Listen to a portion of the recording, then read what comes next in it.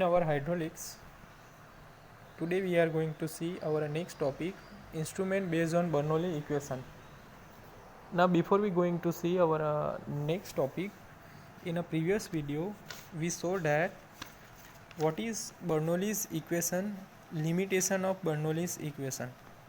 So definition of Bernoulli equation is કે સંપૂર્ણ અદાબશીલ પ્રવાહી બરાબર ઇનકમ્પ્રેસિબલ ફ્લુઇડ છે જે સતત વહે છે તે પ્રવાહીના દરેક કણ જે એક બિંદુથી બીજા બિંદુ પર ગતિ કરતા હોવા છતાં તેની કુલ શક્તિ અચળ જ રહે છે બરાબર છે એક કે અદાબશીલ પ્રવાહી છે સપોઝ કોઈ પાણી છે તે સતત કન્ટિન્યુઅસ વહે છે તેના અંદર જે એટમ્સ આવેલા છે કણ આવેલા છે તે શું થશે એક જગ્યાથી બીજી જગ્યા પર બીજા બિંદુ પર શું કરે ગતિ કરે છતાં તેની કુલ શક્તિ શું રહે છે અચળ કોન્સ્ટન્ટ રહે છે તો ઉપરોક્ત સ્ટેટમેન્ટની એવી ધારણા પર આધારિત છે કે જેના ઘર્ષણને કારણે શીર્ષ લોસ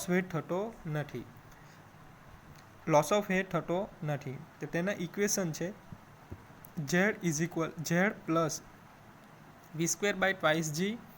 પ્લસ p/w કોન્સ્ટન્ટ બરાબર છે this is the Bernoulli equation બરાબર છે તો જે પોટેન્શિયલ એનર્જી કાઇનેટિક એનર્જી અને જે પ્રેશર એનર્જી જનરેટ થશે ફ્લુઇડની અંદર તો એ કેવી રહેશે કોન્સ્ટન્ટ બરાબર છે કે એનર્જીનું ઉત્પાદન પણ નહીં થતું અને વ્યય પણ નહીં થતો બરાબર છે પરંતુ એક એનર્જીમાંથી બીજા એનર્જીનું ખાલી રૂપાંતર કરી શકાય so it is Bernoulli's equation now limitation of Bernoulli's equation તો જે સમીકરણ આપણે જોયું એ અમુક પૂર્ણ ધારણાઓ પર આધારિત છે જે વાસ્તવિક રીતે શક્ય પોસિબલ છે નહીં એની મર્યાદા નીચે મુજબ છે કે બર્નોલીના સમીકરણમાં પ્રવાહીના કણનો વેગ પાઇપના દરેક આડછેદ આગળ એક સરખો ગણ્યો બરાબર છે જે પોસિબલ છે નહીં પરંતુ બર્નોલીના ઇક્વેશનમાં એવું કન્સિડર કર્યું કે જે પાઇપના દરેક ક્રોસ સેક્શન પર એનો પ્રવાહીનો વેગ કેટલો છે એક સરખો પરંતુ વાસ્તવિક રીતે આવું હોતું નથી પ્રવાહીનો વેગ પાઇપના કેન્દ્રમાં મધ્યમ અને ધાર પર અથવા તો પાઇપની જાડાઈની દિવાલ ઉપર લઘુત્તમ હોય છે કારણ કે ઘર્ષણ થશે એટલે લઘુત્તમ થશે પાઇપની સરફેસ અને ફ્લુઇડ વચ્ચે શું થશે ફ્રિક્શન થશે ઘર્ષણ થશે એટલે તેની એનું ગતિ અવરોધાશે આથી બર્નોલીના સમીકરણમાં પ્રવાહનો વેગ સરેરાશ લેવો પડે બરાબર મીન એવરેજ લેવાનું બર્નોલીના સમીકરણમાં એવું ધારી લેવામાં આવ્યું કે પ્રવાહી ઉપર ગુરુત્વાકર્ષણ સિવાય બીજું કોઈ બાહ્ય કે દબાણ નથી પરંતુ વાસ્તવિક રીતે એવું હોતું નથી કારણ કે બીજા બળ જેવા કે ઘર્ષણ પ્રવાહને અસર કરે જ છે આથી ઉપરોક્ત સમીકરણમાં બાહ્ય બળને અવગણવામાં આવ્યા છે પરંતુ પ્રવાહીની શક્તિમાં જે ઉમેરણ થાય અથવા તો બાદબાકી કરવામાં આવે તો તેની ગણતરી ધ્યાનમાં લેવી પડે છે ના બર્નોલી સમીકરણમાં એવી પૂર્ણ ધારણા હતી કે પ્રવાહી જ્યારે વહે ત્યારે શક્તિનો વ્યય થતો નથી એનર્જી લોસ થતું નથી પરંતુ વાસ્તવિક રીતે એવું પોસિબલ છે નહીં ટર્બ્યુલન્ટ ફ્લો હશે તો પ્રવાહીમાં કણની કાઇનેટિક એનર્જી એકબીજાને ઘર્ષણને કારણે ઉષ્મા શક્તિમાં ફેરફાર પામે છે જો સ્નિગ્ધતાવાળો પ્રવાહ હોય તો એમાંથી કેટલી શક્તિ શિયર ફોર્સને સહન કરવામાં વપરાય છે આ બધા પ્રકારના વ્યયને અવગણવામાં આવ્યા છે એવી જ રીતે જો પ્રવાહી વળાંકવાળો રસ્તો અનુસરતો હોય તો વળાંકને કારણે શું લાગે છે સેન્ટ્રીફ્યુગલ ફોર્સ બરાબર છે તો જેની ગણતરી કરવી પડે છે આથી ઉપરોક્ત સમીકરણમાં સંક્ષિપ્તમાં નીચે મુજબ લખી શકાય શું છે તો પ્રવાહીને સ્નિગ્ધતા નથી એટલે કે વિસ્કોસિટી નથી પ્રવાહી સ્થિર છે પ્રવાહી સ્ટ્રીમ લાઇનને ફ્લો ધરાવે છે પ્રવાહીની ઘનતા અચળ છે પ્રવાહી અદાબશીલ છે પ્રવાહીના વહેણ દરમિયાન વ્યય થતા નથી પરંતુ જે વ્યયને આપણે ગણતરીમાં લેવાય તો Z1 = v²/2g plus p1/w = Z2 + v²/2g plus p2/w plus hf આ થયું limitation of Bernoulli equation then after we show some example based on it now next is બર્નોલીના સમીકરણ આધારિત ઉપકરણ ઇન્સ્ટ્રુમેન્ટ બેઝ ઓન બર્નોલીઝ ઇક્વેશન તો ઉપરોક્ત બર્નોલીના સમીકરણના આધાર પર નીચે જણાવેલ ઉપકરણ વિકસાવ્યા જેની વ્યવહારમાં ઘણી ઉપયોગિતા છે તો first is venturi meter orifice meter pitot tube Prandtl tube venturi flume and સંદર્ભિત દાખલા એને કે રિલેટેડ પ્રોબ્લેમ હવે આપણે ઉપરોક્ત દરેક ઉપકરણ વિશે વિગતવારમાં સમજીશું. બરાબર. તો ઇન્સ્ટ્રુમેન્ટ બર્નોલીના ઇક્વેશન બેઝડ ઓન કયા કયા ઇન્સ્ટ્રુમેન્ટ છે? તો first is venturi meter, orifice meter, pitot tube, Prandtl tube, venturi flume and some related example. ના વેન્ચુરી મીટર, આ ઉપકરણ પાઇપમાં વહેતા પ્રવાહીનો દર માપવા માટે વપરાય છે. બરાબર છે. વેન્ચુરી મીટર શાના માટે યુઝ થશે કે સપોઝ કોઈ પાઇપની અંદર શું છે, ફ્લુઇડ પાસ થાય છે. બરાબર, આ રીતે કોઈ પ્રવાહી પાસ થાય છે તો એનું દર માપવા માટે વપરાય છે. વેન્ચુરી મીટર તેના સૌથી સાદા સ્વરૂપમાં નીચે જણાવેલ અગત્યના ભાગ ધરાવે છે: conversion cone, throat and diversion cone. બરાબર છે. 3 પાર્ટ આવશે વેન્ચુરી મીટરના: કન્વર્ઝન કોન, થ્રોટ અને ડાયવર્ઝન કોન. થ્રોટ એ મધ્ય ભાગ સેન્ટરમાં આવશે. તો first is conversion cone, throat and diversion cone. First is conversion cone. બરાબર છે. તમે ફિગરમાં જોઈ શકો છો. ફિગર દર્શાવી છે તમને venturi meter. Sorry, it is component of venturi meter. તો કન્વર્ઝન કોન જે પાઇપ ટૂંકી લંબાઈ ધરાવે છે. બરાબર છે. આ કેવું છે? Short length. બરાબર છે. આ લેન્થની એનીથી લેન્થ ટૂંકી છે. બરાબર, શોર્ટ લેન્થ, લંબાઈ ટૂંકી છે. જે તે પાઇપ જેનો વ્યાસ D1 સેન્ટીમીટર છે તેની સાથે જોડીને પ્રવાહ કન્વર્ઝન થતાં નાની સાઇઝનો વ્યાસ D2 જેને થ્રોટ કહેવાય છે. ફર્સ્ટ ડાયામીટર શું છે? D1, સેકન્ડ D2 અને થર્ડ ઇઝ D1. બરાબર છે. D1માંથી એનું વ્યાસ ઓછું થઈને D2માં જશે, સો ઇટ ઇઝ થ્રોટ. બરાબર છે. આ ભાગને ઇનલેટ પણ કહેવાય છે. બરાબર, ઇનલેટ શું કામ કહેવામાં આવે છે? એમાંથી ફ્લુઇડ પ્રવાહ પાસ થશે. આમાં પ્રવાહીના દબાણ શીશનું રૂપાંતર ગતિશીશમાં થાય છે. દબાણનું શું શેમાં થશે? ગતિમાં. બરાબર છે. પ્રવાહી ફર્સ્ટ ઓફ ઓલ જે કન્વર્ઝન આઉટલેટ છે, કન્વર્ઝન કોન છે. બરાબર, આ રીતે કન્વર્ઝન કોન છે. પછી શેમાં જશે? થ્રોટ. બરાબર છે. આમાં ફ્લુઇડ વધશે તો એની વેલોસિટી ઓછી હશે. પણ જ્યારે થ્રોટમાં પ્રવેશશે, બરાબર, ત્યારે એની વેલોસિટી ઇન્ક્રીઝ થશે. બરાબર, પ્રેશર વધી જશે. બરાબર, અને જ્યારે ડાયવર્ઝન કોનમાં જશે ફ્લુઇડ, ત્યારે એની પ્રવાહીની ગતિ જે સ્ટાર્ટિંગમાં હશે D1 વ્યાસવાળા પાઇપમાં જ એટલી થઈ જશે. આમાં પ્રવાહીના દબાણ શીશનું ગતિશીશમાં થાય છે. કન્વર્ઝન સ્લોપ 1:4 અથવા તો 1:5 જેટલો હોય છે. આથી તેનો એક છેડો પાઇપ સાથે અને બીજો છેડો સ્ટ્રોટ સાથે જોડાયેલો હોય છે.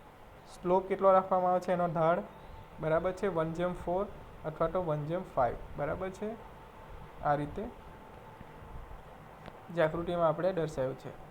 સેકન્ડ છે થ્રોટ. થ્રોટ કને કહેવાય છે? D2 આછેવાળા ધરાવતી ગોળાકાર પાઇપ જે લંબાઈમાં ટૂંકી હોય છે. Length of the throat is less. એને શું કહેવામાં છે? થ્રોટ. એને કંઠ અથવા તો ગળું પણ કહી શકાય. દેન અપસારી શંકુ અથવા ડાયવર્ઝન કોન. D2 વ્યાસમાંથી વિસ્તૃત થઈને પાછી D1 વ્યાસને જોડતી ત્રાંસી પાઇપને વેન્ચુરી મીટરની આઉટલેટ પાઇપ પણ કહે છે. આઉટલેટ શું કામ કહેવામાં છે? પ્રવાહી એમાંથી બહાર નીકળશે. સો ઇટ ઇઝ આઉટલેટ પાઇપ, જેની લંબાઈ 3 થી 4 ગણી કન્વર્ઝન કોન કરતા હોય છે. આકૃતિને આપણે ધ્યાનમાં જોતા જણાશે કે પાઇપનો વ્યાસ સંકોચાવાથી પ્રવાહીનો પ્રવેગ મળશે.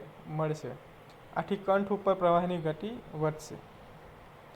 આ ગતિ વધારાને કારણે કંઠ પર દબાણ ઘટશે. જો કંઠ ઉપરના દબાણની કિંમત કરતાં ઓછું થાય તો તે સમયે પ્રવાહી ફ્લોમાં છૂટું થવા માંડે છે. આથી કંઠ ઉપર સેપરેશનને બાકી રાખવા માટે કંઠનો વ્યાસ અને પાઇપના વ્યાસનો ગુણોત્તર D2/D2 આગળથી નક્કી કરવો પડે છે. આ ગુણોત્તર સામાન્ય રીતે 0.25 થી 0.75 ની વચ્ચે રહે છે. બરાબર, રેશિયો બિટવીન D2 અને D1 બેનો ગુણોત્તર કેટલો રાખવાનો? સામાન્ય રીતે 0.25 to 0.75, પરંતુ વ્યવહારિક રીતે 0.33 થી 0.50 ની વચ્ચે જોવા મળે છે. હવે પ્રવાહી જ્યારે કંઠથી આગળ વહેવા માંડે ત્યારે ડાયવર્ઝન કોનમાં વ્યાસ વધતો હોવાથી વેગ ઘટે, આથી પ્રેશર વધે છે. આ દબાણ વધારો ઝડપથી થાય તો ડાયવર્ઝન કોનની દિવાલથી અલગ પણ થઈ જાય. આથી ડાયવર્ઝન કોનની લંબાઈ વધારે રાખવી પડે, જે સામાન્ય રીતે કન્વર્ઝન કરતાં 3 થી 4 ગણી વધારે રખાય છે. હવે વેન્ચુરી મીટરમાંથી વહેતા પ્રવાહીનું વિશ્લેષણ કરીએ. હવે એનાલિસિસ કરીશું. તો વેન્ચુરી મીટરમાંથી વહેતો પ્રવાહ ડિસ્ચાર્જ થ્રુ વેન્ચુરી મીટર. તો આપણને આકૃતિમાં દર્શાવ્યું છે.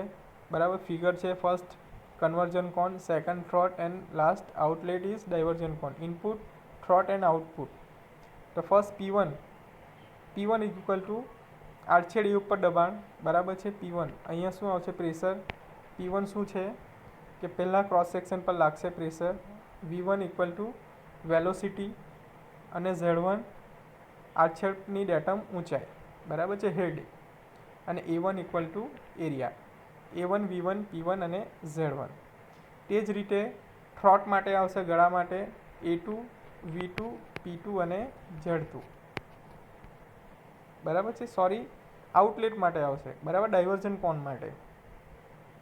તો આપણે બર્નોલીઝ ઇક્વેશન ઉપયોગ કરીશું તો શું થશે Z1 plus V1 square upon twice G plus P1 by W is equal to Z2 plus V2 square by twice G plus P2 by W. But જો હવે સરળતા ખાતર ડેટમ લાઇન વેન્ચ્યુરીમીટરને કેન્દ્રમાંથી પસાર થતી હોય બરાબર છે, સેન્ટરમાંથી આપણને ડેટમ લાઇન પાસ કરી શકાય તો Z1 equal to Z2 is equal to 0 બરાબર. Z1 equal to Z2 equal to 0 થશે. So V1 square by twice G plus P1 by W is equal to V2 square twice G plus P2 by W બરાબર છે. તો શું થશે પ્રેશરને આપણે comparison કરશું તો P1 by W minus P2 by W equal to V2 square by twice G minus V1 square by twice G. બંને આડછેદ છે 1 અને 2 સતત ચાલુ જ રહે છે બરાબર છે. तो सातत्य समीकरण शू है discharge is equal to area into velocity. ठीक है, हमने देखा था प्रीवियस वीडियो में Q is equal to discharge equal to area into velocity A into velocity. आठी V1 is equal to so A1 V1 equal to A2 V2 बराबर है. जे पहला क्रॉस सेक्शन में डिस्चार्ज थशे एटलू बीजा सेक्शन में थशे कन्वर्जन और डाइवर्जन में. So A1 V1 equal to A2 V2 upon A1. So V1 square is equal to A2 V2 A1 upon whole square. हवे जो आपने V1 स्क्वेर की वेल्यू मળી એ આપણે અબોવ ઇક્વેશનમાં મૂકશું બર્નોલીઝ ઇક્વેશનમાં. તો P1 upon W minus P2 upon W V2 square upon twice G minus A2 V2 upon A1 whole square. So V2 square upon twice G minus A2 square upon A1 square multiply by V2 square upon twice G. So V2 square upon twice G minus in bracket 1 minus A2 square upon A1 square is equal to V2 square upon twice G in bracket A1 square minus A2 square upon A1 square. परंतु આપણે જાણીએ છીએ કે દબાણનો તફાવત P1 by W minus P2 by W is equal to H.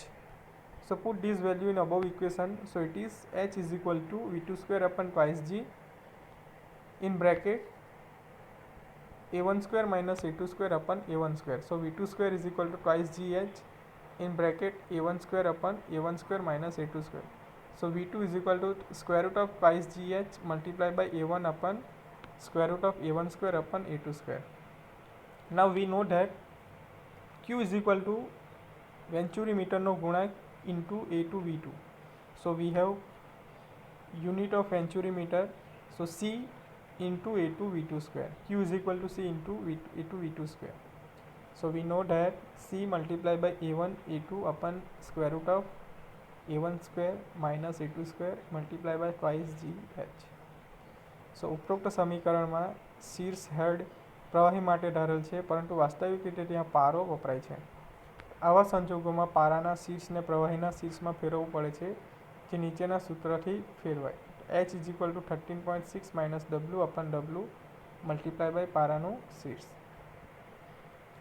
हवे जो venturi meter ત્રાસુ अथवा ઊંધું મૂકવામાં આવ્યું હોય તો આકૃતિમાં દર્શાવ્યા મુજબ ઉપરોક્ત સમીકરણ वापरता पहला दबाण शीर्षનો તફાવત શોધવો પડે. તો H is equal to P1 by W plus Z1 minus P2 by W plus Z2 નો ઉપયોગ કરવો પડે છે. તો બર્નોલીના સમીકરણ મુજબ જે તે આડછેદ ઉપર વેગ શોધીને તે પ્રશ્નનું નિરાકરણ લાવી શકાય. આ થયું છે આપણું વેન્ચુરી મીટર. ના નેક્સ્ટ ઇઝ ઓરિફિસ મીટર. તો આ ઉપકરણ પણ પાઇપમાં વહેતા પ્રવાહીને માપવા માટે જ વપરાય છે. તે સાદા સ્વરૂપમાં તીણી ધારનું ગોળાકાર કાણું ધરાવતી પ્લેટ પાઇપમાં વહેતા પ્રવાહ વચ્ચે મૂકવામાં આવે છે, જે આકૃતિમાં દર્શાવ્યું છે બરાબર છે. એક પ્લેટ મૂકવામાં આવે છે તીણી ધારવાળું બરાબર, આ રીતેની પ્લેટ મૂકવામાં આવે છે. પાઇપ અને કન વચ્ચે પારાવાળું મેનોમીટર લગાડવામાં આવેલું હોય છે બરાબર છે. મેનોમીટર યુઝ થાય છે આ પ્રકારનું. H ઇક્વલ ટુ પારાવાળી મેનોમીટરનું વાંચનાંક, P1 ઇક્વલ ટુ દાખલ થતા પ્રવાહીનું દબાણ, V1 દાખલ થતા પ્રવાહનો વેગ, A1 દાખલ થતા પ્રવાહમાં પાઇપનું ક્ષેત્રફળ. બરાબર. બર્નોલીઝ ઇક્વેશન યુઝ કરીશું તો Z1 plus V1 square twice G plus P1W P1 W equal to Z2 plus V2 square twice G plus P2/W. બરાબર. સિમ્પ્લિફાઈડ કરીશું તો P1/W minus P2/W is equal to V2 square by twice G minus V1 square by twice G is equal to H is equal to 1 twice G V2 square minus V1 square. Now equation of discharge Q equal to A1 V1 equal to A2 V2. So V1 equal to A2 V2 upon A1, V1 square equal to A2 square upon V2 square upon A1 square. So V1 square ની કિંમત આપણે આગળના ઇક્વેશનમાં મૂકીશું તો આપણને એક equation મળશે V2 square is equal to twice GH in bracket A1 square upon A1 square minus A2 square. બરાબર. તો Q equal to ઓરિફિસ મીટરનો ગુણાંક multiply by A2 V2. So C into A1 A2 in bracket divided by A1 square minus A2 square into twice GH. તો આ આપણું થયું orifice metre. બરાબર છે.